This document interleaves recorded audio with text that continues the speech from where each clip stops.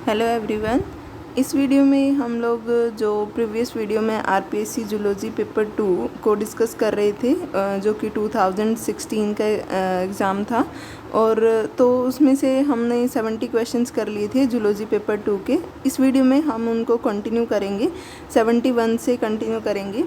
71 question है, what extra sequences are found in expression vector that are not found in typical cloning vector. Okay, ये तो हो चुका था कि उसमें प्रोमोटर होता है, मतलब रेगुलेटरी सीक्वेंस होता है।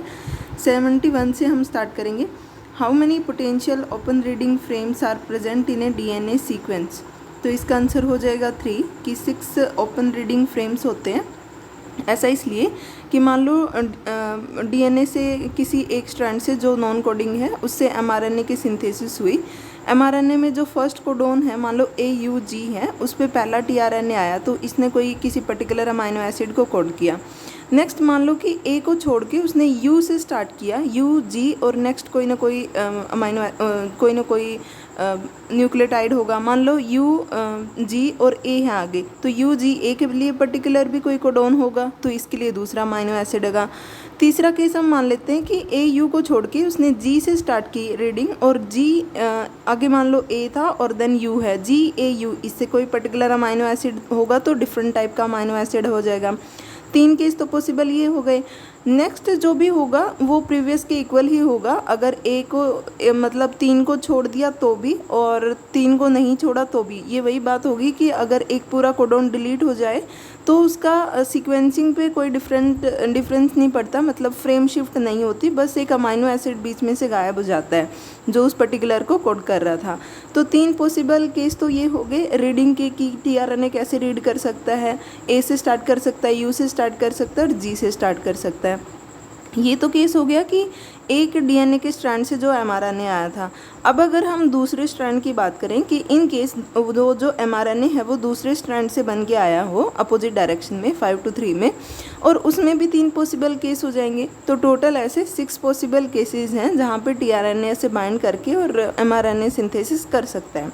लेकिन मैं आपको एक बात बता दूं, ये सिर्फ थ्योरेटिकल है, प्रैक्टिकली ऐसा नहीं होता है। प्रैक्टिकली वो AUG से ही स्टार्ट करता है, क्योंकि इसके लिए बहुत सारे मैकेनिज्म है सो दैट कि वो AUG से ही स्टार्ट करे। अदरवाइज़ तो बहुत सारी मिस्टेक्स हो जाती। RNA को मीन्स TRNA फर्स्ट वाला कहाँ अटैच होना, तो इस चीज़ का कोई आइडिया ही नहीं होता। But so many procedures are there और कंट्रोलिंग मैकेनिज्म है सो दैट कि AUG से ही स्टार्ट हो। ये सिर्फ हम पॉसिबिलिटीज़ की बात करें कि ओपन रीडिंग फ्रेम उसको परमिशन कितनी है रीड करने की, इसलिए 6 इसका आंसर हो जाएगा। नेक्स्ट है 72, the vectors commonly need for sequencing human genome. तो ह्यूमन जीनोम में इसका एग्जांपल फर्स्ट हो जाए, इसका answer YAC, yeast artificial chromosome. और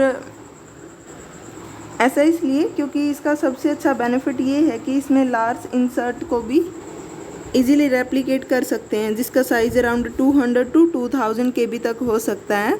इसके लिए होस्ट सैक्रोमाइसिस सेरेवेसिया जो यीस्ट होती है उसको चूज़ किया जाता है ओवर इकोलाई। अभी तक जितने भी मतलब जो वेक्टर थे उनको इकोलाई में रेप्लिकेट करवाया जाता था, बट क्योंकि इसका साइज़ बहुत ज़्यादा है तो इकोलाई इसको सपोर्ट नहीं कर सकता। यीस्ट में इसको yeast as a host choose किया जाता है। और एक और मेन इंपॉर्टेंट कैरेक्टर होता है YAC का कि ये वेक्टर प्लाज्मिड बेस नहीं होता, क्रोमोसोम बेस होता है। अभी नाम में ही पता चल रहा है ना कि क्रोमोसोम, तो ये क्रोमोसोम बेस्ड होता है, तभी इसकी इतनी अच्छी कैपेबिलिटी है कि लार्ज सीक्वेंस जो लार्ज साइज होता है उसको भी हम इसमें इंसर्ट कर सकते हैं। नेक्स्ट है 73, ए DNA finger printing process involves. तो हमें पूछा है कि कौन से प्रोसेस इसमें इन्वॉल्व होते हैं DNA फिंगर प्रिंटिंग में। तो आपको पता है VNTR लोसाई तो होता ही है, variable number of tandem repeats. ये तो इसका मेन करेक्टर है कि जितनी भी पॉलीमॉर्फिज्म होंगी, जितनी भी जो अलग करेक्टर हैं उसी को हम आइडेंटिफाई करते हैं, और उसी के बेस पे 2 स्पीसीज़ या 2 ऑर्गेनिज्म की जो क्लोजनेस है या डिस्पैरिटी है उसको कंपेयर करते हैं। एक ये जो फोर्थ दिया हुआ है RFLPs, तो ये भी बेसिकली DNA फिंगर प्रिंटिंग में यूज़ किया जाता है। ऐसा इसलिए क्योंकि VNTR अलग अलग होंगे, यूनिक होते हैं, बिकॉज हर एक इंडिविजुअल के VNTR अलग होंगे, तो इसकी वजह से जो रेस्ट्रिक्शन फ्रेगमेंट लेंथ होगी वो भी यूनिक होगी हर एक ऑर्गेनिज्म की, because of difference in VNTR of different individual. तो जैसे ही रेस्ट्रिक्शन एंडोन्यूक्लियस को उसमें डालेंगे तो हर एक इंडिविजुअल में यूनिक RFLP बनेंगे और हम उनको सेपरेट आउट करके आइडेंटिफाई कर लेंगे। तो दोनों ही चीज़ें इसमें इन्वॉल्व होती हैं, VNTR और RFLP। लास्ट में जो हम एक्सट्रैक्ट करते हैं और जो कंपेयर करते हैं वो RFLP होता है। एंड बिकॉज ऑफ VNTR ही मीन्स हमें distance and disparity and closeness का पता चलता है, इसीलिए दोनों ही इसके आंसर हो जाएंगे। नेक्स्ट है 74, the secondary structure of two of RNA molecule की सेकेंडरी स्ट्रक्चर क्यों बनती है। तो इसका सेकेंड आंसर हो जाएगा it depends on complementary base pairing. सही भी है, जब कॉम्प्लीमेंट्री बेस पेयरिंग होती है तभी RNA में सेकेंडरी स्ट्रक्चर बनती है। इवन DNA में भी ऐसा ही होता है, जब कॉम्प्लीमेंट्री होती है तभी उसमें सेकेंडरी एंड टर्शरी स्ट्रक्चर्स बनती हैं। और आपने tRNA की स्ट्रक्चर देखी होगी, वो कितना कॉइल्ड है, बिल्कुल बहुत सारी लूप बना रखी हैं उसने, सिंगल स्ट्रेट नहीं है एक सिंगल लाइन में, वो मॉडिफाई हो रखा है। जैसे सेकेंडरी स्ट्रक्चर उसकी क्लोवर लीफ लाइक दिखती है और टर्शरी इन्वर्टेड एल शेप दिखती है, और जो एक्टिव फॉर्म होती है वो सेकेंडरी होती है जो क्लोवर लीफ लाइक होती है, जिसमें 3 लूप होते हैं और 2 ओपन एंड होते हैं, 3rd and 5।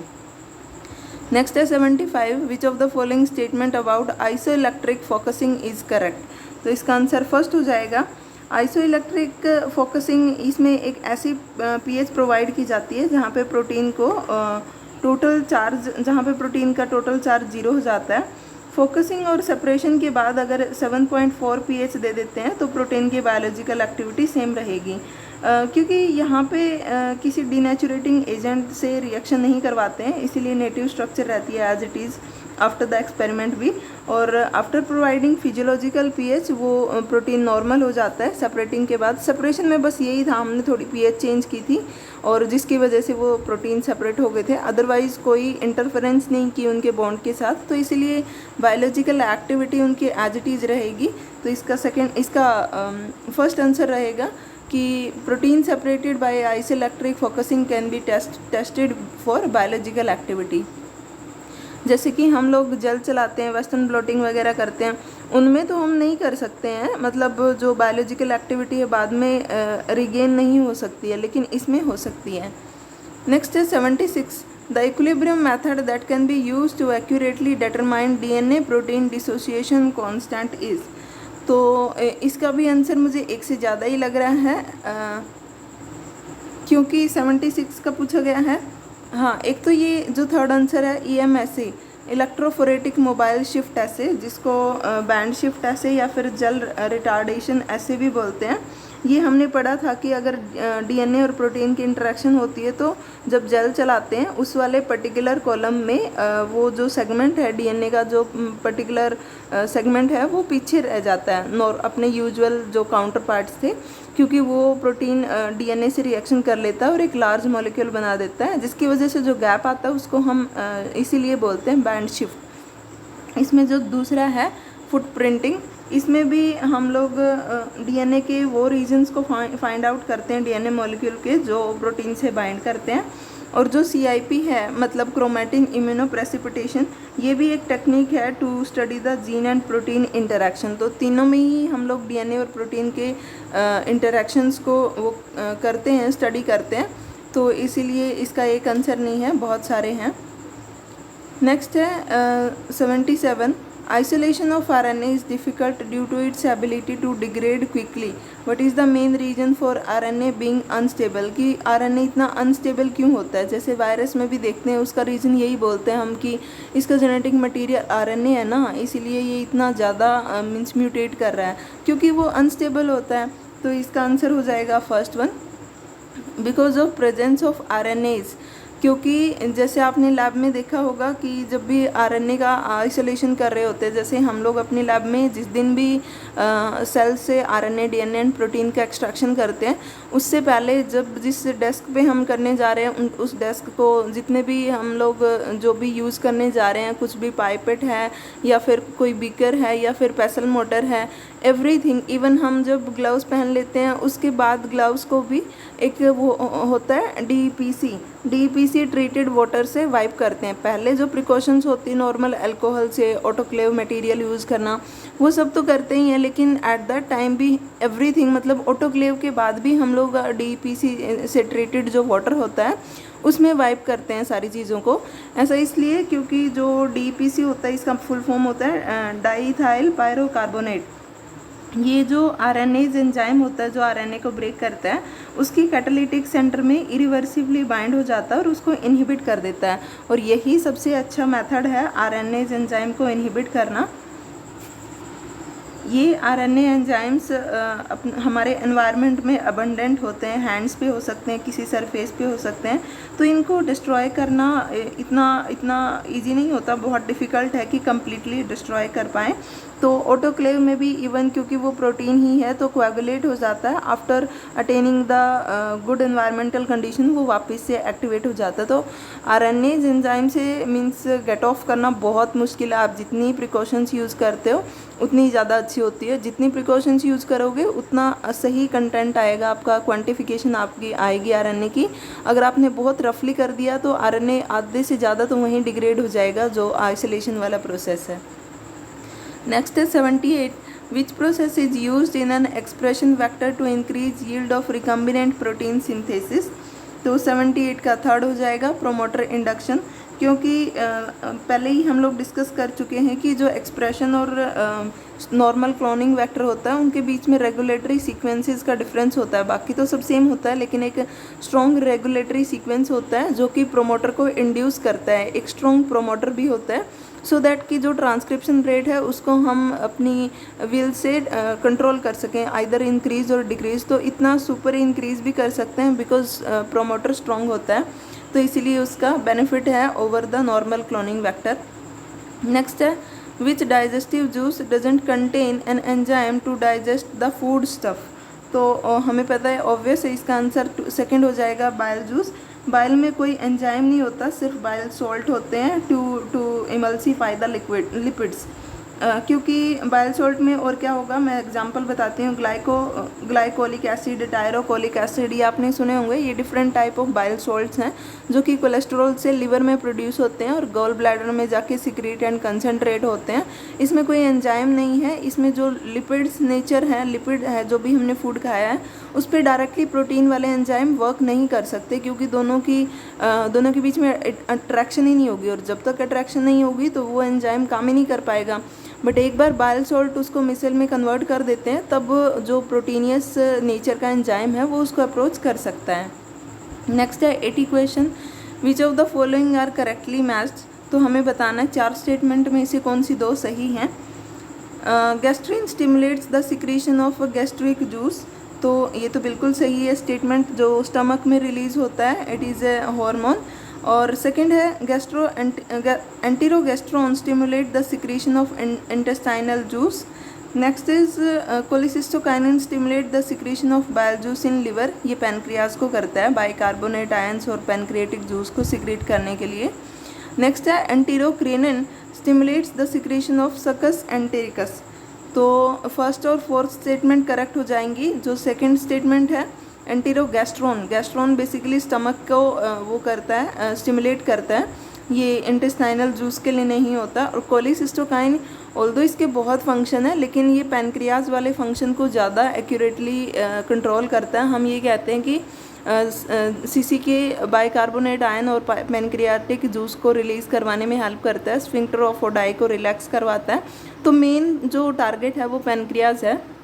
ऑल्दो ये स्टेटमेंट पूरी गलत नहीं है, यहाँ पे लीवर आ गया तो थोड़ी सी और गलत होगी। यहाँ पे गॉल ब्लैडर होता तो हम इसको गलत नहीं मानते, क्योंकि गॉल ब्लैडर को भी वो स्टिमुलेट करता है, लेकिन लीवर को नहीं करता। लीवर से बाइल नहीं आता है, फाइनल फॉर्म में वो गॉल ब्लैडर से ही आता है जब स्टोर होता है। नेक्स्ट है 81, intrinsic factor is present in which one of the following juice. तो हमसे पूछा है किस में इंट्रिंसिक फैक्टर होता है। अब हमें पता है क्योंकि स्टमक में ये रिलीज होता है, तो गैस्ट्रिक जूस इसका आंसर होगा। ये क्या होता है कि जो स्टमक की ऑक्जेंटिक या पैराइटल सेल्स हैं जो HCl को भी रिलीज करती हैं, वही सेल्स इस इंट्रिंसिक फैक्टर, जिसको कास्टल फैक्टर भी बोलते हैं, उसको रिलीज करवाती हैं। ये एक तरीके का ग्लाइकोप्रोटीन है एंड इसका फंक्शन है कि ये विटामिन B12 जो कोबालमिन होता है उसके एब्जॉर्प्शन में हेल्प करता है। और अगर विटामिन B12 की बॉडी में कमी हुई तो परनीशियस एनीमिया हो जाता है। ये विटामिन B12 बेसिकली जो हमारे इंटेस्टाइन में बैक्टीरियाज रहते हैं लार्ज इंटेस्टाइन में, तो वो सिक्रीट करते हैं और उनका एब्जॉर्प्शन प्रॉपर इंट्रिंसिक फैक्टर की प्रेजेंस में ही होता है। नेक्स्ट है 82, what will happen if human blood becomes acidic. तो ऑब्वियस इसका आंसर थर्ड हो जाएगा कि oxygen carrying capacity of haemoglobin decrease हो जाएगी, क्योंकि जो स्पेशल स्ट्रक्चर है हीमोग्लोबिन की, जैसे कि बाउंडेड ऑक्सीजन है उसके साथ हिस्टिडीन ग्रुप अटैच्ड हैं दो डिफरेंट साइड से, एक ऊपर से एक प्रॉक्सिमल बोलते हैं एक डिस्टल बोलते हैं, और वो उसकी बॉन्डिंग को स्टेबल करते हैं जब ऑक्सीजन हीमोग्लोबिन से बाउंडेड फॉर्म में है। और अगर पीएच एसिडिक हुई तो हमें पता है कि उसका हिस्टिडीन पे बहुत ज़्यादा इफेक्ट पड़ेगा। हिस्टिडीन उस बॉन्डिंग के साथ अब ऑक्सीजन के साथ बाइंड नहीं कर पाएगा, तो वो स्टेबिलिटी डिक्रीज हो जाएगी और थर्ड हमारा आंसर करेक्ट हो जाएगा। Next 83, reabsorption from the thick segment of ascending limb of the Henle's loop is by. तो इसका आंसर हो जाएगा फोर्थ वन, एक्टिव ट्रांसपोर्ट। ये जो ascending and descending loop of Henle है ये यूरिन को कंसंट्रेट करने में बहुत इंपॉर्टेंट रोल प्ले करता है। इसकी जो डिसेंडिंग लिम्ब होती है वो परमेबल टू वाटर होती है एंड इम्परमेबल टू सॉल्ट या इलेक्ट्रोलाइट होती है। इसकी जो असेंडिंग लिम्ब है इसके दो पार्ट होते हैं, जो लोअर वाला है वो थिन सेगमेंट होता है और जो अपर वाला है वो थिक सेगमेंट होता है, और दोनों ही सेगमेंट इलेक्ट्रोलाइट से मतलब स्पेसिफिकली कहेंगे तो सोडियम से परमेबल होते हैं। लेकिन जो नीचे वाला पार्ट है वो पैसिवली मूव करवाता है सोडियम को from the urine to the cells, and जो ऊपर वाला थिक सेगमेंट है वो एक्टिव एब्जॉर्प्शन करवाता है। तो इसलिए बस इनमें यही डिफरेंस है जी कि ऊपर वाला जो है वो एक्टिव ट्रांसपोर्ट करवाता है। नेक्स्ट है 84, in most instances of erythroblastosis fetalis. मतलब ये कब होता है ये पूछा गया है, तो इसका सेकंड आंसर करेक्ट हो जाएगा कि मान लो जो मदर है वो RH नेगेटिव और जो फादर RH पॉजिटिव है, तो जब मदर कंसीव करेगी फर्स्ट चाइल्ड के लिए तो जो चाइल्ड होगा वो RH पॉजिटिव होगा क्योंकि फादर पॉजिटिव थे। तो इस केस में क्या होगा, जो फर्स्ट चाइल्ड होगा उसकी पूरी जो पूरा जेस्टेशन पीरियड होता है उसमें फर्स्ट चाइल्ड को कोई दिक्कत नहीं होगी, लेकिन eight the time of delivery जब प्लेसेंटा मींस ब्रेक होगी तब दोनों का जो ब्लड है वो मिक्स हो जाता है, RH पॉजिटिव बेबी का और मदर का। तो जैसे ही जो मदर का ब्लड है वो RH पॉजिटिव के कॉन्टैक्ट में आता है तो वो RH एंटीबॉडी बना लेती है मदर की बॉडी। एंड नेक्स्ट जैसे ही सेकेंड कंसीविंग होती है मदर को, तो क्योंकि उसकी बॉडी में एंटी-RH एंटीबॉडीज़ हैं और सेकेंड बेबी भी RH पॉजिटिव ही होगा, तो वो मदर की जो एंटीबॉडी हैं वो क्रॉस करके फिटस के जो इरिथ्रोसाइट्स हैं उनको डैमेज करना स्टार्ट कर देती है, जिसकी वजह से बहुत ज़्यादा डिस्ट्रक्शन ऑफ RBCs होता है एंड उसकी वजह से डिजीज़ हो जाती है, मतलब बहुत कम RBC हो जाती हैं, तो इसीलिए एनीमिया हो जाता है बेबी को। तो इसको बोलते हैं इरिथ्रोब्लास्टोसिस फिटालिस। नेक्स्ट क्वेश्चन है 85, eight the time of tissue infection what type of WBC is first attracted from the blood into tissue by the process of chemotaxis. तो इसका आंसर थर्ड हो जाएगा, न्यूट्रोफिल। ये न्यूट्रोफिल फर्स्ट फैगोसिटिक सेल्स होती हैं to move into the tissue after injury. जैसे injury होगी तो सबसे पहले कीमोटैक्सिस वे से ये सेल्स सबसे पहले पहुंचती हैं। कीमोटैक्सिस कहाँ होगी, जो ब्लड की जो कैपिलरी की एंडोथेलियल सेल्स होती हैं उनके थ्रू होगी, मतलब पहले वहाँ पे अट्रैक्शन होगी क्योंकि जो इंजरी साइट होती है वो वहाँ की साइड वाली सेल्स कुछ सिक्रीट करती हैं कीमो अट्रैक्टेंट जो कि न्यूट्रोफिल पे बाइंड करेंगे एंड वो देन एक्स्ट्रा कैवेशन होगा through the endothelial cells. Next है 86, what is the correct sequence for passage of impulse of the heartbeat, की सबसे पहले कहाँ देन कहाँ कैसे फॉलो करता है। तो इसका सेकंड आंसर हो जाएगा सबसे पहले SA नोड जो पेसमेकर होता है, देन AV नोड जो एट्रियोवेंट्रिकुलर के मिड में प्रेजेंट होता है, देन है बंडल ऑफ हिस में जाएगा, then Purkinje fibre and then heart muscles में। नेक्स्ट है 87, blood clotting is a chain reaction in which number of the factor are involve, which of the following factor is not correctly matched. क्योंकि हमें पता है around 12 factor होते हैं और सबके पर्टिकुलर नेम होते हैं जो ब्लड क्लॉटिंग में इम्पोर्टेंट रोल प्ले करते हैं। तो आप इनकी ट्रिक बना के याद रख सकते हो, क्योंकि मैं तो जैसे क्रेनियल नर्व्स हैं और ये जो फैक्टर्स हैं इनकी ट्रिक बना के याद करती हूँ। तो जैसे फर्स्ट फैक्टर का नाम होता है fibrinogen, second is prothrombin, third is tissue thromboplastin, fourth is calcium ion, fifth labile factor, six stable factor, 7th is anti haemophilic, 8th is Christmas factor या फिर plasma thromboplastin, 9th is toward power factor, 10th is plasma thromboplastin antecedent, then 11th is Hageman factor and 12th is fibrin stabilising factor. तो अगर हम देखें जो third वाला है factor 5, इसका स्टेबल वाला नाम नहीं होता है, इसका लबाइल फैक्टर नाम होता है, तो इसलिए ये ऑप्शन करेक्ट हो जाएगा। 88 है what is the step in the transfer of energy when it is derived from creatinine phosphate to cause muscle contraction. तो आपको पता होगा वर्टिब्रेट्स में क्रिएटिन फॉस्फेट एनर्जी के लिए बहुत इम्पोर्टेंट रोल प्ले करते हैं, जो कि स्केलेटल मसल्स वगैरह में स्टोर होते हैं, और ये जब सेल को एक्सट्रीम में एनर्जी की ज़रूरत होती है तभी अपनी एटीपी ट्रांसफ़र करते हैं, और इनके जो एटीपी ट्रांसफ़र से जो एनर्जी प्रोड्यूस होती है वो जो नॉर्मल एटीपी बनती है सेल में ग्लाइकोलिसिस के ब्रेकडाउन के बाद उससे कहीं ज़्यादा होती है। ये हाई एनर्जी प्रोडक्ट होते हैं और सिर्फ इमरजेंसी कंडीशन में ही इनका यूज़ किया जाता है। तो इनसे पूछा है कि क्रिएटिन फॉस्फेट जब अपनी एनर्जी देगा तो इसका सबसे पहला यूज़ क्या होगा, तो इसका आंसर हो जाएगा फर्स्ट वन कि the energy of creatine phosphate is use to convert ADP into ATP so that कि न्यू फॉर्म ऑफ एटीपी बने और बाकी जितने भी सेलुलर प्रोसेसेस चल रहे हैं उनमें यूज हो सके। Next is 89, when the length of the muscle remains constant but the tension increases sharply and no mechanical work is done, this is known as। तो 89 का हो जाएगा थर्ड वन, इसको आइसोमेट्रिक कॉन्ट्रैक्शन बोलते हैं। आइसोमेट्रिक का मतलब होता है, मेट्रिक मतलब लेंथ सेम और कॉन्ट्रैक्शन हो रही है, लेंथ सेम रहेगी मसल्स की। और फोर्थ जो आंसर है आइसोटोनिक कॉन्ट्रैक्शन, मतलब टोन सेम रहेगी, टेंशन सेम रहेगी and length of the muscle change हो सकती है।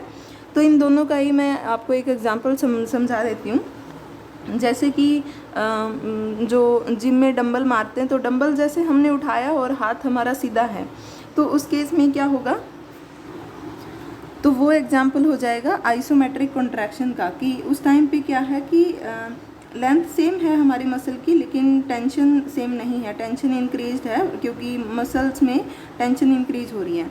सेकंड केस में है जैसे एक हाथ में उठाया हुआ है, तो अगर हम उसको अपने आर्म को फोल्ड कर रहे हैं तो उस टाइम पे क्या होगा, आइसोमेट्रिक होगी, कि जो मसल है उसकी लेंथ सेम है। नहीं, दोबारा समझाती हूँ मैं, दो केस हैं।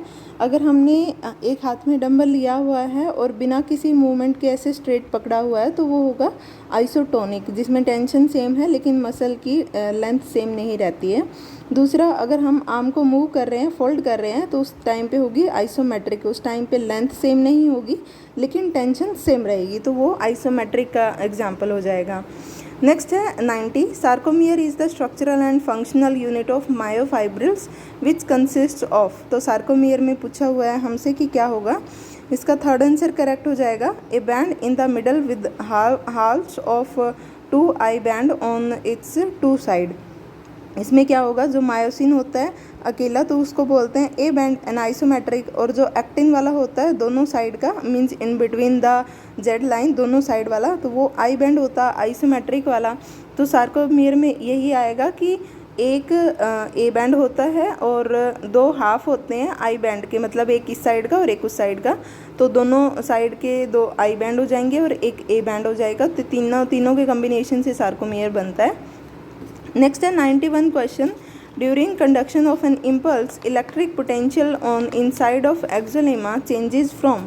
तो इसमें पूछा हुआ है, तो इसलिए 91 का फर्स्ट ही आंसर हो जाएगा negative to positive and again negative. ऐसा इसलिए कि मान लो एक्सोलेमा एक्सोन की मेम्ब्रेन होती है, तो यूजुअल ही है वो इम्पल्स को कंडक्ट कैसे करेगी, पहले तो मान लो वो पोलराइज कंडीशन में थी कि बाहर पॉजिटिव और अंदर नेगेटिव था, तो जैसे ही कोई इम्पल्स पहुंचेगा उसके ऊपर तो वो डीपोलराइज होगी, ऑब्वियस है। तो उसमें क्या होता है कि सोडियम अंदर चले जाते हैं एंड पोटेशियम बाहर आ जाते हैं, तो सोडियम ज़्यादा पॉजिटिव हो जाता है as compare to outside the environment, तो बाहर क्या होगा नेगेटिव एंड इनसाइड पॉजिटिव। जैसे उसने नव इम्पल्स को आगे ट्रांसफ़र कर दिया तो वापस वो रीपोलराइज होगी, रिपोलराइजेशन में वैसे ही होगा, सोडियम बाहर ज़्यादा हो जाएगा और अंदर पोटेशियम ज़्यादा हो जाएगा, तो वापस से वही कंडीशन आ जाएगी, negative to positive during conduction, और बाद में क्या हो जाएगा अगेन नेगेटिव हो जाएगा। नेक्स्ट है इनसाइड पूछा हुआ था, तो नॉर्मल है जो हम लोग पढ़ते हैं पोलराइज डीपोलराइज कंडीशन में। बस आपको ये पता होना चाहिए कि नर्व इम्पल्स कंडक्ट करते टाइम वो कैसे चेंज हो जाएगी, वो पोलराइज से डीपोलराइज हो जाएगी। नेक्स्ट है 92, in a reflex action efferent nerve fibre conduct impulse from. Efferent के बारे में पूछा हुआ है, तो इसका आंसर थर्ड हो जाएगा रिसेप्टर टू CNS। जो एफरेंट होती है उसको मोटर भी बोलते हैं, और जो सेंसरी होती है उसको एफरेंट बोलते हैं। सॉरी हाँ, जो सेंसरी होती है उसको एफरेंट बोलते हैं, इसका आंसर थर्ड हो जाएगा। और जो मोटर होती है वो ईफरेंट होती है। तो जो एफरेंट के बारे में पूछा है, सेंसरी वाली क्या करेगी, रिसेप्टर टू CNS मैसेज लेके जाएगी, वो प्रोसेसिंग होगी वहाँ पे इंटरन्यूरॉन्स में, एंड देन मोटर वाली रिसेप्टर तक लेके आती है।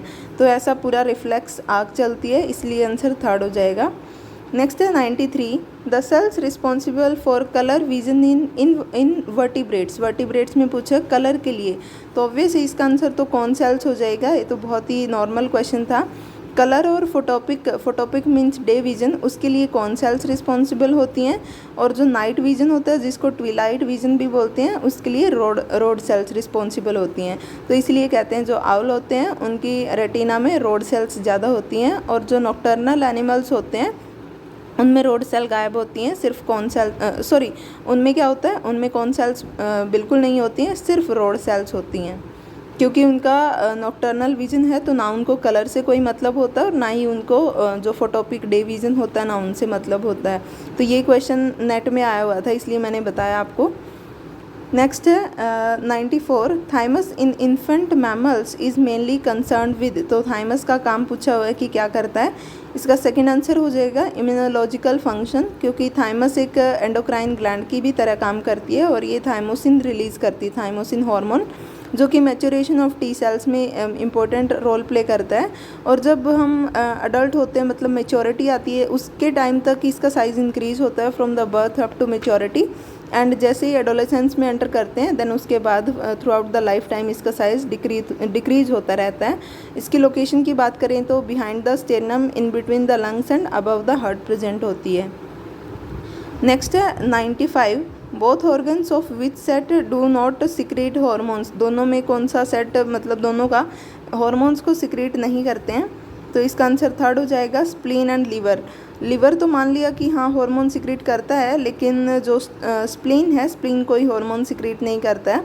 स्टमक में भी होता है, जैसे गैस्ट्रिन हार्मोन, थायराइड भी, T3 T4, इंटेस्टाइन भी बहुत सारे हार्मोन जैसे कि सिक्रेटिन है, जैसे कि CCK है। पेनक्रियाज का तो पता ही, एंडोक्राइन एक्सोक्राइन दोनों पार्ट होते हैं इसमें, अल्फा जो insulin and glucagon. Stomach and spleen फिर से आ गया, स्टमक तो करता है, अच्छा इसमें ये पूछा था कि कौन सा सेट कोई हार्मोन सिक्रेट नहीं करता, तो लिवर कोई हार्मोन नहीं करता, लेकिन एंजाइम्स एंड प्रोटीन बहुत करता है, और स्प्लीन भी नहीं करता है, तो दोनों का कम्बिनेशन है जो कि हार्मोन्स को सिक्रेट नहीं करता है। ओके, देन है 96, glucocorticoid secreted from adrenal glands cause, जो एड्रिनल ग्लैंड है वहाँ से ग्लूकोकोर्टिकोइड, जो मिडल लेयर होती है वो ग्लूकोकोर्टिकोइड जैसे कि कोर्टिसोल रिलीज़ करती है, उसका फंक्शन क्या है ये पूछा गया है। तो कोर्टिसोल का फंक्शन होता है ग्लूकोनियोजेनेसिस, वो हमारी बॉडी में, अगर मैं आपको सिंपल लैंग्वेज में समझाऊं तो ऐसे मींस मैकेनिज्म को लीड करता है जिसकी वजह से ग्लूकोज की सिंथेसिस होगी। आइदर उसको प्रोटीन तोड़ने पड़े, अमाइनो एसिड तोड़ने पड़े, फैट तोड़ने पड़े, उसको इस चीज़ से मतलब नहीं होता, बट अल्टीमेटली इसका काम है कि इसको ब्लड में ग्लूकोज के लेवल को इंक्रीज़ करना है। तो ये क्या करेगा, ग्लूकोज का अपटेक जो मसल सेल्स कर रही थी उसका डिक्रीज़ कर देगा, सो दैट कि ब्लड में ग्लूकोज की कंसंट्रेशन इंक्रीज़ हो सके। लाइपोलाइसिस को इंक्रीज़ करेगा कि जो फैटी सब्सटेंसेस हैं, लिपिड्स हैं, उनका डिग्रेडेशन हो, एंड अल्टीमेटली एसिटाइल कोएंजाइम की हेल्प से ग्लूकोनियोजेनेसिस हो एंड ग्लूकोज बने। और एक प्रोटीन डिग्रेडेशन करवाएगा कि एट एनी कॉस्ट उसका बस काम ये है कि उसको ग्लूकोज की कंसंट्रेशन इंक्रीज़ करवानी है, इसीलिए इसका सेकंड आंसर करेक्ट हो जाएगा कि प्रोटीन एंड फैट की सिंथेसिस को डिक्रीज़ करता है। ऑब्वियस है डिक्रीज़ करेगा, इवन जो लाइसिस होती है उसको इंक्रीज़ करता है। देन है 97, विच of the following is not correctly match, अच्छे से जो मैच नहीं है, तो इसका 97 का सेकंड हो जाएगा डिस्जूसिया, क्योंकि डिस्जूसिया होता है अल्टर्ड टेस्ट में डिफरेंस आना, टच में नहीं होता। टच में तो होता है hypoaesthesia that is the absence of sense of touch, कि इंसान को सेंस नहीं होता टच का। और अगर दूसरे ऑप्शन की बात करें तो जैसे डिस्ड्यूसिया हमने पढ़ लिया, अल्टर टेस्ट होता है। एंड एनोपिया होता है ब्लाइंडनेस, जिसमें मतलब आई डैमेज हो जाती है, विजुअल फील्ड वो डैमेज हो जाता है, तो एनोपिया होता है। देन नेक्स्ट है 98, which hormone is present in the urine of A pregnant women. तो इसका आंसर फोर्थ हो जाएगा ह्यूमन कोरियोनिक गोनाडोट्रोफिन, क्योंकि ये प्लेसेंटा की जो सिंसियोट्रोफोब्लास्ट सेल्स होती हैं वो प्रोड्यूस करती हैं, और ये इसको प्रेगनेंसी हार्मोन भी बोलते हैं। और इसी के बेस पे प्रेगनेंसी टेस्ट भी किया जाता है, जो कि 10 to 11 डेज आफ्टर कंसेप्शन, तो यूरिन में इसकी concentration day by day increase होने लग जाती है। और अगर हार्मोन्स की बात करें जो प्लेसेंटा रिलीज़ करती है वो होते हैं HPL, जैसे कि ह्यूमन प्लेसेंटल लैक्टोजन या फिर ह्यूमन कोरियोनिक सोमैमेटोट्रोपिन भी बोलते हैं इसको। एस्ट्रोजन होता है, प्रोजेस्टेरोन होता है, ये सारे प्लेसेंटा से ही रिलीज़ होते हैं। देन है 99, if the value of variance is 64 then the value of the standard deviation would be। तो इसका आंसर सेकंड हो जाएगा, क्योंकि वेरिएंस और स्टैंडर्ड डेविएशन का बहुत इंटरेस्टिंग सा रिलेशनशिप है। Variance is equal to square of standard deviation. तो वेरिएंस की वैल्यू दी हुई है 64, तो जैसे ही हम स्टैंडर्ड डेविएशन निकालेंगे तो 8 आ जाएगा। नेक्स्ट है the standard deviation of the given data 10 10 10 10 10। तो इनमें अगर इनका मीन भी निकालेंगे तो मीन से ईच वैल्यू की क्या ही डेविएशन होगी। अगर मीन 10 आएगा तो 10 से 10 की कोई डेविएशन होगी ही नहीं, तो इसका आंसर इसीलिए 0 हो जाएगा। नेक्स्ट है 101, the formula to calculate DF in 2 samples by T test. तो टी टेस्ट में एक तो मैं बता दूं, हम जो एवरेज है उसको कंपेयर करते हैं। दो डेटा जो 2 ऑब्जर्वेशंस आई हैं उनके जो एवरेज है उनको कंपेयर करने के लिए स्टूडेंट टी टेस्ट किया जाता है। और 2 सैम्पल्स में कर रहे हैं, DF होता है डिग्री ऑफ फ्रीडम।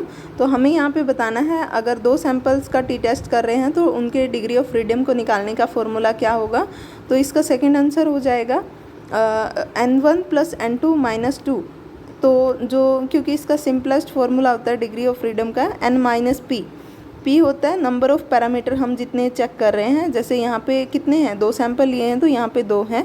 और N होता है total observation from each sample या फिर सैंपल साइज, टोटल जितनी भी ऑब्जर्वेशन ली हैं उन 2 पैरामीटर उन 2 सैंपल्स की, तो वो टोटल होती हैं टोटल N - P की नंबर ऑफ़ जो पैरामीटर्स ले रहे हैं, तो इसीलिए N1 + N2 - 2 हो जाएगा। नेक्स्ट है 102, a researcher selects A probability sample of 100 out of total population, this is an example of. तो इसमें पूछा गया है कि टोटल पॉपुलेशन में से 100 को वो सिलेक्ट कर लेता है, तो ये प्रोबेबिलिटी सैम्पल है 100 वाला, तो ये किस चीज़ का एग्जाम्पल है। तो ये फोर्थ इसका आंसर हो जाएगा ए रैंडम सैम्पलिंग का। तो जो सिंपल रैंडम सैम्पलिंग होती है इसमें एवरी मेंबर ऑफ पॉपुलेशन के पास सिलेक्ट होने के चांसेस इक्वल होते हैं, इसलिए इसको रैंडम बोलते हैं। इस तरीके की सैम्पलिंग में होल पॉपुलेशन को इंक्लूड करते हैं और इसको प्रोबेबिलिटी सैम्पलिंग भी बोलते हैं। इसके वर्सेस में दूसरी होती हैं जो नॉन प्रोबेबिलिटी सैम्पल होती हैं, जो थोड़ी बायस्ड होती हैं। बायस्ड नेचर की वजह से हम लोग सिलेक्ट करते हैं पॉपुलेशन में, बट अगर रैंडम कर रहे हैं that would be a random sampling. Next is 103, the height of 5 students in centimetre is this, what is the median. तो मीडियन को जब भी निकालेंगे तो सबसे पहले जो डेटा दिया हुआ है उसको असेंडिंग ऑर्डर में हम लोग लगाएंगे। सबसे पहले असेंडिंग में हो जाएगा 142, देन 148, देन 165, देन 170 एंड 174। तो जो मिड की वैल्यू होती है after arranging the data into the ascending order, तो जो मिड की वैल्यू होती है दैट इज़ मीडियन। तो इसमें 165 आंसर हो जाएगा। Then is 104, the mean of the sample is. तो मीन के बारे में हमसे पूछा गया कि कौन सी स्टेटमेंट सही है। इसका थर्ड हो जाएगा calculating by summing all the data value and dividing the sum by number of items. तो मैं जैसे एग्जांपल लेके आपको बताती हूँ। जैसे हमारे पास 1 to 10 डेटा है, 1 2 3 4 लाइक दिस, एंड हमें इसका मीन निकालना है, तो हम क्या करेंगे 1 to 10 को प्लस कर लेंगे एंड देन 10 से डिवाइड कर देंगे। जैसे कि प्लस कैसे करेंगे 1 + 2 + 3 + 4 ऐसे प्लस कर लेंगे अप टू 10, और टोटल क्योंकि 10 नंबर हैं तो 10 से डिवाइड कर देंगे तो हमारा मीन आ जाएगा। नेक्स्ट है 105, the value of correlation coefficient between 2 variables lie between. तो जो कोरिलेशन कोफिशिएंट होता है उसकी एक तो सबसे पहले मैं बता दूं कि इसका किस में यूज़ करते हैं। ये दो वेरिएबल्स के बीच में रिलेशनशिप को शो करता है कोरिलेशन कोफिशिएंट की, और इसकी वैल्यू -1 to +1 एक्सटेंड करती है। -1 का मतलब होता है कि परफेक्ट नेगेटिव कोरिलेशन है, उनके बीच में कोई रिलेशन नहीं है। अगर एक इंक्रीज़ होगी तो दूसरी डिक्रीज़ हो जाएगी वैल्यू। +1 है तो परफेक्ट पॉजिटिव रिलेशन बोलते हैं कि अगर एक इंक्रीज़ हो रही है तो दूसरी भी इंक्रीज़ होगी, एक डिक्रीज़ हो रही है तो दूसरी भी डिक्रीज़ होगी, तो इसको बोलते हैं परफेक्ट पॉजिटिव। 0 अगर वैल्यू आई तो इसका मतलब है कि दोनों के बीच में कोई कोरिलेशन नहीं है, एक इंक्रीज़ हो रही है एक डिक्रीज़ हो रही है, कभी भी कोई भी मतलब इंडिकेशन आ रहा है तो दैट इज़ 0। नेक्स्ट है तो -1 to +1 इसका आंसर हो जाएगा। ये यहाँ तक इसकी वेरिएबल्स की वैल्यू एक्सटेंड करती है। Then is 106 which is the first immunoglobulin class to be produced in a primary response to an antigen. तो इसका आंसर 4th हो जाएगा IgM, क्योंकि जो प्राइमरी रिस्पॉन्स होता है उसमें IgM सिक्रेट करती है बी सेल्स, और जो सेकेंडरी होता है उसमें IgG सिक्रेट करती है। और एक और चीज़ होती है, जैसे बी सेल मैच्योर हो गई तो उसके ऊपर 2 तरीके की एंटीबॉडी होती हैं। तरीके की इन द सेंस की क्लास अलग अलग है, लेकिन जो एंटीजेनिक स्पेसिफिसिटी है वो सेम होती है। तो जो पहले जो एक्सप्रेस करती है अपने सरफेस पे वो IgM होती है, और जो दूसरी बार एक्सप्रेस करती है वो IgD होती है। तो एक बी सेल अपने सरफेस पे IgM और IgD दोनों को ही एक्सप्रेस कर सकती है, लेकिन दोनों की एंटीजेनिक स्पेसिफिसिटी सेम होगी बिकॉज एक ही सेल से बनी है वो। तो ये क्वेश्चन भी बहुत बार आता है। नेक्स्ट है 107 विच of the following is not correctly matched pair of structure with function. तो 107 का सेकंड हो जाएगा कि गोल्जी बॉडी में ब्रेकडाउन ऑफ कॉम्प्लेक्स मॉलिक्यूल होता है। ऐसा नहीं है, क्योंकि ये काम तो लाइसोसोम में होता है, क्योंकि वहाँ पे हाइड्रोलाइज एंजाइम होते हैं। गोल्जी में तो सिंथेसिस ऑफ कार्बोहाइड्रेट मॉलिक्यूल और उनकी पैकेजिंग करना, ग्लाइकोप्रोटीन बनाना, ग्लाइकोलिपिड्स बनाना, तो वो सारे काम होते हैं पैकेजिंग। नेक्स्ट है 108 carbohydrates are characterized by having which of the following functional group. तो इसका आंसर हो जाएगा 3rd वन कि कार्बोनाइल और हाइड्रोक्सिल ग्रुप प्रेजेंट होते हैं, क्योंकि आपने देखा होगा कार्बोहाइड्रेट की डेफिनेशन देते भी हुए भी हम बोलते हैं कि इट इज़ पॉलीहाइड्रोक्सी कीटोन और एल्डिहाइड। तो पॉलीहाइड्रोक्सी बहुत सारे ऑक्सीजन ही OH ग्रुप होते हैं, जैसे ग्लूकोज की स्ट्रक्चर देखते हैं OH OH OH उनकी अरेंजमेंट होती है ना। एंड कार्बोनाइल ग्रुप होता है C double bond O group, तो ये आइदर कीटोन फॉर्म में भी मिल सकता है या फिर एल्डिहाइड फॉर्म में भी मिल सकता है, तो इसलिए आंसर 3rd था।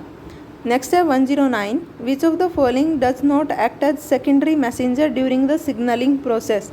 तो इसका आंसर 3rd हो जाएगा। हमें पता है जैसे कि फर्स्ट है डैग तो करता है जब IP2 मॉलिक्यूल टूटता है IP3 एंड डैग में, तो वो एक सेकेंडरी मैसेंजर है। साइक्लिक CAMP वो तो हमें पता है, CAMP CGMP बहुत सारे डाउन स्ट्रीमिंग प्रोसेस में इंड्यूस होता है, मतलब प्रोड्यूस होता है और सेकेंडरी मैसेंजर होता है। एंड कैल्शियम तो सबसे वेल नोन और बहुत इम्पोर्टेंट सेकेंडरी मैसेंजर होता है। नेक्स्ट है 1110 electron microscope forms image by using. तो इलेक्ट्रॉन माइक्रोस्कोप में नाम से ही पता चलता है कि beam of electrons, 4th answer correct हो जाएगा। बीम ऑफ इलेक्ट्रॉन यूज़ करते हैं as compare to light microscope. Light microscope में लाइट का यूज़ करते हैं। नेक्स्ट है which of the following acts as connecting link between Krebs cycle and EMP pathway. EMP मतलब कि ग्लाइकोलिसिस को ही बोल रहे हैं साइंटिस्ट के नाम पे जिन्होंने इसको डिस्कवर किया था। और क्रेब्स साइकिल जो माइटोकॉन्ड्रिया में हो रही है, तो दोनों का जो लिंक है वो एसिटाइल कोएंजाइम के थ्रू एस्टैब्लिश होता है। जो एसिटाइल कोएंजाइम है वो पायरुवेट से बनता है।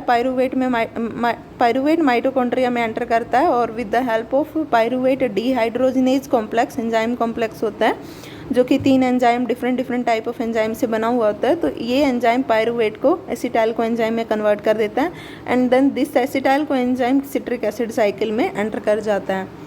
देन है in retrovirus the genetic material is. तो नाम से ही पता चलता है रेट्रोवायरस, तो इसका जेनेटिक मटेरियल RNA हो जाएगा। जैसे कोरोना का था तो ये क्या करता था, इसका जेनेटिक मटेरियल RNA था, और जब भी इसको किसी यूकैरियोटिक सेल में इंसर्ट होना था तो ये रिवर्स ट्रांसक्रिप्शन करता था with the help of reverse transcriptase enzyme. पहले cDNA बनाता है and then double stranded DNA जो कि होस्ट के जीनोम में इंसर्ट हो जाता है। नेक्स्ट है the site of origin of replication usually contains. तो इसका 113 का आंसर हो जाएगा 1st वन। क्योंकि 80 रिच रीजन होता है जहाँ पे आइडेंटिफिकेशन होती है, जहाँ पे जैसे कि वो हम पढ़ते थे ना DNA A DNA B molecule, तो ये कहाँ आइडेंटिफाई करते हैं, जो 80 रिच रीजन होता है वहाँ पे आइडेंटिफाई करते हैं उस रीजन को, और वहाँ से फिर हेलिकेज एंजाइम उसको अनवाइंडिंग कर देता है उस पर्टिकुलर साइट की। नेक्स्ट है 114, which of the following number of chromosome are acrocentric in human beings. Acrocentric पूछा गया है, इसका आंसर थर्ड हो जाएगा 13, 14 और 15। सेंट्रोमियर की पोजीशन के बेस पे क्रोमोसोम को 4 तरीके में डिवाइड किया गया है। फर्स्ट है मेटासेंट्रिक, जहाँ पे सेंट्रोमियर बिल्कुल सेंटर में होता है। इसके एग्जांपल हैं chromosome 1, 3, 16, 19 and 20। Then submetacentric है, इसमें एग्जांपल हैं 2, 6 एंड 10 क्रोमोसोम। सब मेटा में सेंटर से थोड़ा सा अबव होगा, तो इसीलिए 2 अनइक्वल आर्म्स बनेंगी क्रोमोसोम की at the time of anaphase. Then acrocentric है कि close to the tail, but थोड़ा सा मतलब नीचे की साइड होता है, ना ही तो सेंटर में होता है ना ही टेल के पास होता है, बिल्कुल मिड में होता है, तो इसीलिए ये क्रोमोसोम नंबर 13, 14, 15, 21 और 22 में बनता है। इसीलिए एल शेप की स्ट्रक्चर बनती है जब एनाफेज होता है। देन टीलोसेंट्रिक की जो सेंट्रोमियर होता है वो बिल्कुल टेल पे होता है, टेल वाले रीजन पे, एंड वाले पॉइंट्स पे होता है। तो ह्यूमन क्रोमोसोम में कोई भी क्रोमोसोम एज सच टीलोसेंट्रिक नहीं है, क्योंकि टीलोसेंट्रिक हाईली फ्रेजाइल क्रोमोसोम होते हैं, इजीली ब्रेक हो सकते हैं, तो ये इंस्टेबिलिटी को कॉज कर सकते हैं। नेक्स्ट है 115, restriction enzyme are related with. तो नाम से ही पता चल रहा है रेस्ट्रिक्ट करेंगे, रेस्ट्रिक्शन साइट पे पर्टिकुलर साइट होती है वहाँ पे ब्रेक करते हैं, तो 115 का फोर्थ आंसर हो जाएगा breaking of DNA at certain places. Then है protein that are to be used outside the cell are synthesised. तो जो सेल के बाहर यूज़ करनी है तो वो कहाँ बनते हैं, तो इसका आंसर थर्ड हो जाएगा on the rough endoplasmic reticulum. तो एंडोप्लाज्मिक रेटिकुलम जिसके ऊपर राइबोसोम है, उनमें ऐसे प्रोटीन्स की सिंथेसिस होगी जो कि या तो सेल के ऑर्गेनली में पहुंचाने हैं या फिर आउटसाइड द सेल पहुंचाने हैं। जो with in the cytoplasm use होने हैं वो फ्री राइबोसोम पे बन जाते हैं, क्योंकि उनके लिए कोई सिग्नल सीक्वेंस की ज़रूरत नहीं पड़ती है। और जो प्रोटीन्स जिनके लिए पर्टिकुलर सिग्नल की ज़रूरत है, आइदर कि वो कहाँ जाएंगे, उनकी जो लोकेशन है वो फिक्स है, तो वो ER पे बनने ज़रूरी हैं। नेक्स्ट है 117, विच of the following enzyme repairs the gaps in DNA। जो DNA में गैप होते हैं, तो इसका फर्स्ट आंसर हो जाएगा लाइगेज। नेक्स्ट है 118, which of the following second messenger can stimulate a mammalian cell to become a cancer cell. तो इसका आंसर 3 हो जाएगा PIP3। ऐसा इसलिए क्योंकि मैं थोड़ा बताती हूँ सेल के बारे में, कि सेल का जो रिसेप्टर है, मान लो उसके ऊपर ग्रोथ फैक्टर बाइंड किया, और इसकी जो रिसेप्टर है, इसकी जो इंटरनल साइड होती है, वहाँ पे PI3 काइनेज रिक्रूट हो जाता है। तो जैसे ही ग्रोथ फैक्टर बाइंड करेगा रिसेप्टर से, तो ये फॉस्फोराइलेट हो जाता है PI3 काइनेज और एक्टिवेट हो जाता है। ये PIP2 को PIP3 में कन्वर्ट कर देता है। PIP2 है 4,5 ट्राइफॉस्फेट आइनोसिटोल वाला, और PIP3 है 3,4,5 वाला। तो ये IP3 से अलग है, जो कि उस PLC गामा के थ्रू बनता है, वहाँ पे 1,4,5 होता है फॉस्फेट, यहाँ पे 3,4,5 है। तो ये क्या करता है PIP3, AKT एक मॉलिक्यूल होता है, उसको एक्टिवेट कर देता है, और AKT जब एक्टिवेट हो गया तो ये ऐसे ऐसे जीन्स जो कि एपोप्टोसिस में रिस्पॉन्सिबल होते हैं उनको इनहिबिट कर देता है, जैसे बैड हैं, फोक्सो, बीम, ये आपको पता होंगे प्रो एपोप्टोटिक BH3 ओनली के मेंबर हैं। तो अल्टीमेटली ये किस में रिस्पॉन्सिबल होंगे, एपोप्टोसिस में, बैड और फोक्सो। तो AKT अगर एक्टिवेट हुआ तो ये एपोप्टोसिस को इनहिबिट करते हैं और सेल के सर्वाइवल में मींस इंक्रेज करते हैं सेल के सर्वाइवल को। तो अगर सेल के अंदर कोई डैमेज हुआ भी है, DNA लेसिन हो गया या म्यूटेशन हो गई, तो वो क्या करेगी, सेल मतलब एपोप्टोसिस करने के लिए रेडी हो जाएगी, उसमें फोक्सो एंड बैड इन जीन्स का एक्सप्रेशन होगा। लेकिन अगर उसको ग्रोथ फैक्टर मिल गया तो PIP3 बनेगा, और वो ऐसे ऐसे मैकेनिज्म को एक्टिवेट कराएगा, लाइक AKT को एक्टिवेट करवा दिया जो कि बैड और फोक्सो को इनहिबिट करवाएंगे, और सेल की सर्वाइवल में मतलब रोल प्ले करेंगे, जिसकी वजह से कैंसरस होने के चांसेस ज़्यादा हो जाते हैं। What is the method used for establishing linear relationship between two variables?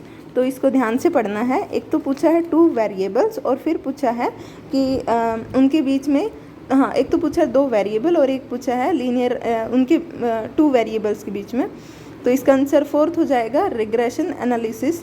ऐसा इसलिए क्योंकि जो टी टेस्ट तो होता है वो तो दो वेरिएबल्स के बीच में नहीं होता, बल्कि दो एवरेज के बीच में होता है, दो वैल्यूज़ की जो एवरेज होती हैं उसके लिए यूज़ करते हैं। तो और अगर मैं फॉर्मूला भी बताऊं टी टेस्ट का, that is equal to X bar minus mu. X bar होता है मीन और म्यू है individual value by sigma by root N. Sigma होता है standard deviation and root N, N है total number of population means total number of samples. और अगर ANOVA की बात करें तो ये इसका मतलब ही होता है एनालिसिस ऑफ वेरिएंस। तो वेरिएंस के लिए तो यूज़ होता है, लेकिन ये 3 और मोर वेरिएबल्स के लिए होता है। 3 या 3 से ज़्यादा जब सैंपल होते हैं तो उनके बीच में वेरिएंस निकालने के लिए यूज़ करते हैं। नेक्स्ट है काई स्क्वायर। काई स्क्वायर का तो पता ही होगा कि अगर एक्सपेक्टेड एंड ऑब्जर्व्ड वैल्यू हैं, जैसे एक्सपेक्टेड कुछ और थी, अगर मतलब जब हम ये सोचते हैं कि जो कोई भी ऑब्जर्व्ड वैल्यू में कोई भी स्टैंडर्ड डेविएशन नहीं आएगा तब एक्सपेक्टेड वैल्यू होती है। एक्सपेक्टेड अगर और ऑब्जर्व्ड वैल्यू के बीच में अगर डिफरेंस आता है तो उसको कंपेयर करने के लिए काई स्क्वायर यूज़ करते हैं। इसका फॉर्मूला होता है chi square is equal to integration summation of observed value minus expected का स्क्वायर एंड बाय में एक्सपेक्टेड वैल्यू। और जो रिग्रेशन एनालिसिस होता है वो दो वेरिएबल्स के बीच में रिलेशनशिप एनालाइज करने के लिए होता है, इसीलिए इसका फोर्थ आंसर करेक्ट हो जाएगा। नेक्स्ट है 120। Which of the following is not an antigen presenting cell. कौन सी नहीं है? तो इसका बी आंसर इसका ए आंसर हो जाएगा, क्योंकि जो बाकी 3 है B cell, dendritic cell, macrophage, ये तो बहुत ही अच्छी वेल नोन एपीसी होती है, एंटीजन प्रेजेंटिंग सेल।